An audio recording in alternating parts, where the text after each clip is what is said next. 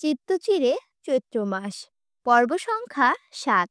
লেখনীতে মম সাহা। গল্প পাঠে আমি অরোরা ইসলাম। প্রকৃতিতে তখন গভীর হয়ে আসে সন্ধ্যার বিচরণ। চারিদিকের কৃত্রিম আলো সর্বোচ্চ চেষ্টা চালিয়ে যাচ্ছে এই সন্ধ্যা নিবারণের জন্য।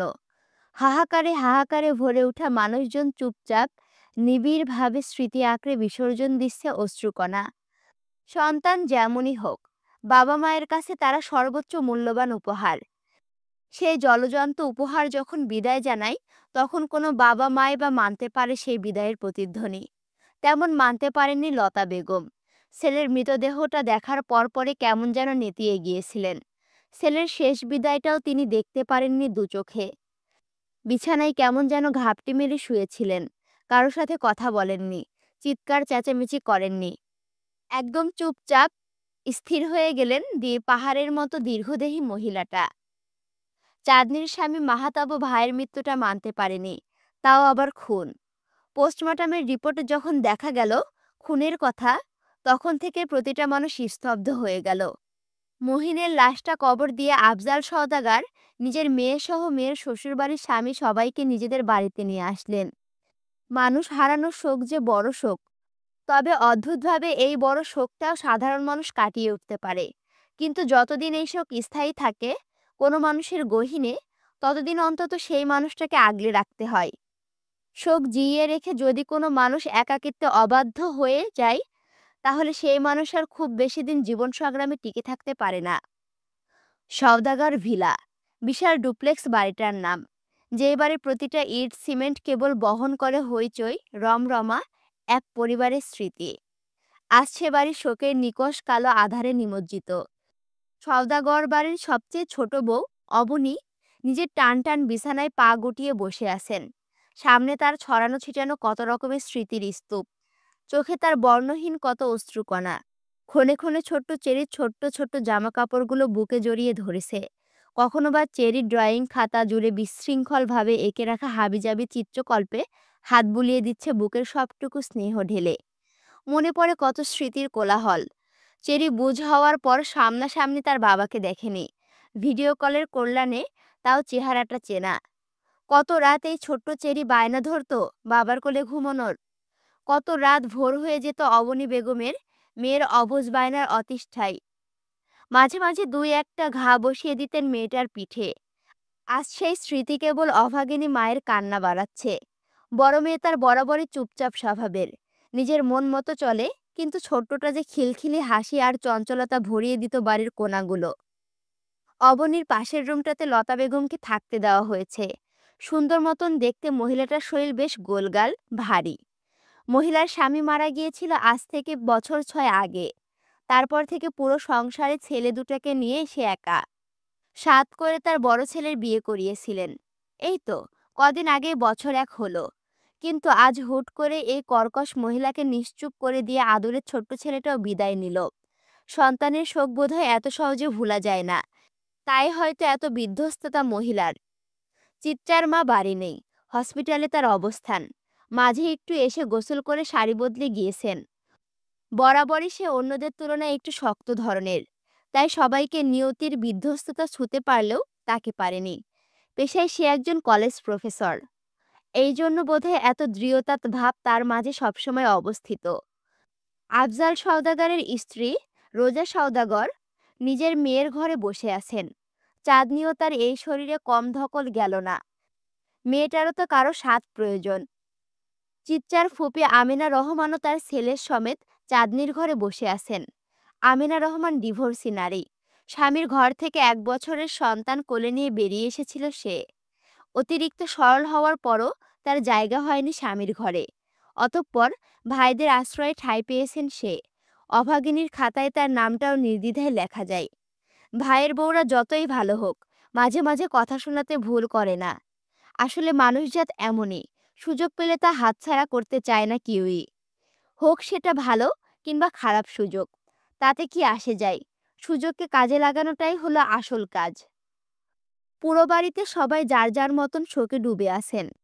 প্রতিটা মানুষের জীবনে কত না পাওয়ার গল্পই না থাকে, অথচ মানুষ বাঁচার জন্য তাল মিলিয়ে দুঃখ ছাপিয়ে হেসে যায়। বাড়ির ছাদে চিলেকোঠায় অবস্থানরত ছন্নছাড়া ছেলেটারও বোধহয় এমন কত শত ঘটনা আছে যা শোকের খাতায় বিশ্রীভাবে ল্যাপটানো। অথচ ছেলে বলেই শোক দেখানোর অধিকার তার নেই। বাহার ভাই প্রতিদিন সন্ধ্যাবেলা কিংবা রাতে গোসল করেন। আজও নিয়মের ব্যতিক্রম হয়নি। গোসল করে এসে পড়ার টেবিলে বসেছেন সে। বইয়ের সারির সবচেয়ে প্রথম বইটা হাতে নিলেন। চাকরির বই। বইটা কতক্ষণ মেলে ধরলেন, পাতা নেড়েচেড়ে দেখলেন। কিন্তু পড়তে বসে সে মন বসাতে পারল না। ডান হাতের কনুইয়ের দিকে কেটে যাওয়া জায়গাটাতে যেন হুট করে জ্বালা বাড়ল। সাথে জ্বালা বাড়ল বুকের পাঁজরে।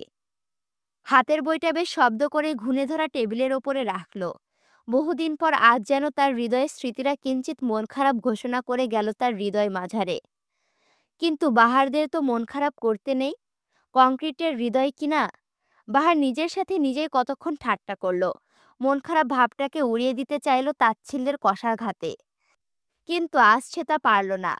বরাবরের মতো সে কাজটা করতে। নিজের প্রতি নিজেই বিরক্ত হলো। কাঠের চেয়ারটা পিছিয়ে ঠেলে উঠে দাঁড়ালো। টেবিলের নিচে থাকা কালো ব্যাগটা বের করলো। ভাঙা নড়বড়ে ছোট্ট একটা স্টিলের বক্স থেকে একজোড়া নূপুর বের করলো সে। কতক্ষণ কতগুলো সময় সে তাকিয়ে রইল নূপুর জোড়ার দিকে। ঘরের স্বল্পদামি হলুদ বাল্বের আলোয় বাহারের চোখের কোণে কি যেন উকি দিয়ে উঠল মনে হয়। বাহার ভাই কি কাঁদছে তবে? বাহার ভাইরা তো কাঁদতে জানে না। নূপুর দুটো নেড়ে চেড়ে দেখে বাহার। বুকের মাঝে জাপটে ধরে বিড়বিড় করে বলে, বেকারত্বের নৃশংসতায় বাহারদের নূপুর পরানোর ইচ্ছেগুলো পিষে যায় খুব বর্বরভাবে। দারিদ্র্যের অভিশাপগুলো বাহারদের বানায় পাথর। অনুভূতি দাবানলে পুড়তে পুড়তে যে পাথর হয়ে অনুভূতিহীন হয়। ভালো থাকিস। নূপুর পরাতে না পেরে অভিমান করা অভিমানী। বাহার নিতান্ত হেরে গিয়েছিল অর্থের অভাবে। দমকা হাওয়া বাহারের ঘরে বেশ কম দামি। সস্তার অবগুণ্ঠনগুলো উড়িয়ে দিয়ে যায়। সাথে অটল বাহারের শরীরও শিরশির করে ওঠে। একটা রাত কত মানুষের হাহাকারের গল্পই না লিখে যাচ্ছে। পরিপূর্ণতার এই পৃথিবীতে মানুষের কত স্বপ্ন অমীমাংসিত রয়ে যায়। রাত ছাড়া এ খবর আর কেউ জানে? তন্মধ্যে বাহারের ঘরের দরজায় ঠক ঠক শব্দ হয়। ধ্যান ভাঙে বাহারের। ততক্ষণে শোকেদের মৃত্যু হয়েছে।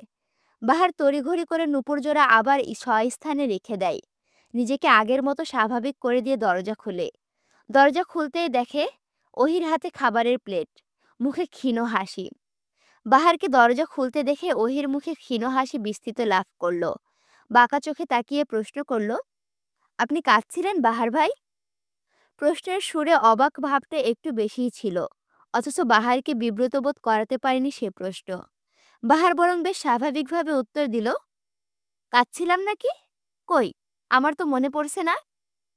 ওহি আর চোখে তাকিয়ে মিনমিন করে বলল, আমায় ঘোল খাওয়াচ্ছেন বাহার ভাই? অথচ আমি কিন্তু পুরোপুরি না হলেও কিঞ্চিত মানুষের মতিগতি বুঝতে পারি। তার নিজের মতিগতি বুঝতে পারো তো? বাহারকে ভড়কে দিতে চেয়ে ভড়কে গেল ওহি নিজেই। আকস্মিক এই প্রশ্নটা যে সে আশা করেনি, তার মুখের ভাবে তা স্পষ্ট হলো। বাহার ওহির ভড়কে যাওয়া মুখমণ্ডলে দৃষ্টি দিল। ওহিকে অবাক করে দিয়ে আরেকটা অপ্রত্যাশিত প্রশ্ন ছুড়ল, তুমি যেন কোন ডিপার্টমেন্টের স্টুডেন্ট? ওহির হাতের খাবারের প্লেটটা নড়ে উঠল। ফ্যালফ্যাল করে সে তাকিয়ে রইল বাহারের দিকে। মুখ চোখ নিমিষেই শুকিয়ে গেল মেয়েটার। আমতা আমতা করে বলল, কেন বাহার ভাই? আমার প্রশ্নের উত্তর কি এটা হলো? বাহারের জবাবে থম মেরে গেল ওহি। খুব কষ্টে মুখে হাসি বজায় রেখে ধীর কণ্ঠে বলল, বাংলা ডিপার্টমেন্ট। ও আচ্ছা, Bangla department. The brain fluency, the psychology of marketing, the magic power of self image psychology, mind reader ইত্যাদি বইসমূহ কি বাংলা ডিপার্টমেন্টের? কই, আগে তো জানতাম না। নাকি নতুন করে যুক্ত হলো? ওহির মুখে ভয়ঙ্কর বিস্ময়তে চোখ এড়ায়নি বাহারের। বাহার যে ইচ্ছাকৃতভাবে ওহিকে এই পরিস্থিতিতে ফেলেছে তা বুঝতে বাকি রইল না ওহির। কথা ঘোরানোর আপ্রাণ চেষ্টা চালানো শুরু করলো মানবী। কিভাবে কি বলবে বাহার ভাইয়ের মস্তিষ্কে তুখরতার কাজে বাজিমাত করা যাবে সে ভাবনায় মত্ত হলো ওহি। এখন মনে হচ্ছে যেচে যেচে বাহার ভাইয়ের ঘরে আসাই উচিত হয়নি তার। বাহারও ওহিকে সময় দিল। তার বাজের মতো তীক্ষ্ণ দৃষ্টিতে তাকিয়ে রইল ওহির দিকে। ওহি ব্যান্ডেজ করা হাতটার উল্টো পিঠ দিয়ে গলায় জমা শিশির বিন্দু মতো ঘামগুলো মুছে ফেলল। ইতিমধ্যেই তার গলা শুকিয়ে কাঠ হয়ে গেছে। কতক্ষণ সে এধার ওধার তাকিয়ে মেকি হাসি দিয়ে বলল, আসলে বাহার ভাই, ওইগুলো তো আমার বই না, ভার্সিটির এক বড় আপুর বই। আমার সাইকোলজি সাবজেক্টটা বেশ ভালো লাগে, তাই বড় আপুর থেকে বইগুলো নিয়েছিলাম। আচ্ছা, তাই বলে এতগুলো বই? বাহ, ইন্টারেস্ট থাকা ভালো। তা শুনলাম তোমার নাকি শিক্ষক হওয়ার ইচ্ছে। তা ঝোঁক দেখি সাইকোলজির দিকে। ব্যাপারটা কেমন জানো না? শিক্ষক হওয়ার ইচ্ছেটা আমার না, আমার অভিভাবকদের। উত্তরটা বেশ শক্ত কণ্ঠেই দিল ওহি।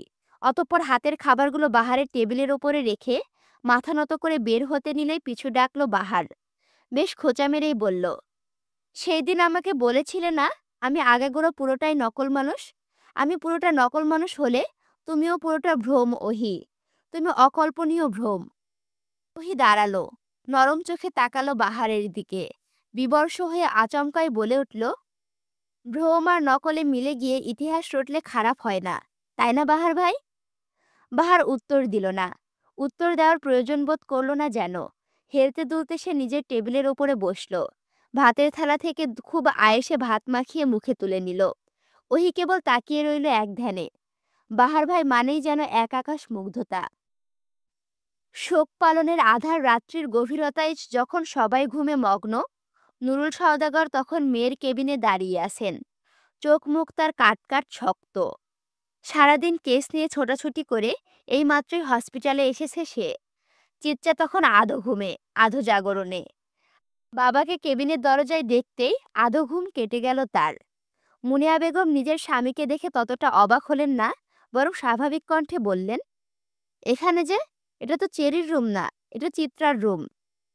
খোঁচা মারার জন্যই কথাটা বলা, সেটা বুঝতে বাকি রইল না নুরুল সওদাগরের। কিন্তু সে স্ত্রীর কথার জবাব দিলেন না, বরং চিত্রার দিকে তাকিয়ে অস্থির কণ্ঠে বলল, মহিনের মৃত্যুর আগে শেষ কলটা তোমার ফোন থেকে করা হয়েছিল চিত্রা। ওই, তোমাদের জন্য এত কষ্ট করে ভিডিও বানাচ্ছি, 4টা করে ভিডিও ছাড়ছি, তাই ভিডিওতে লাইক কমেন্ট শেয়ার না করে কোথায় যাচ্ছ? তাড়াতাড়ি লাইক কমেন্ট শেয়ার করো। আর এখনো যদি আমার চ্যানেলটি সাবস্ক্রাইব করে না থাকো, এখনই সাবস্ক্রাইব করে পাশে থাকো, বুঝছো? নাহলে মায়েরই নাক ফাটা দেব। আল্লাহ হাফেজ।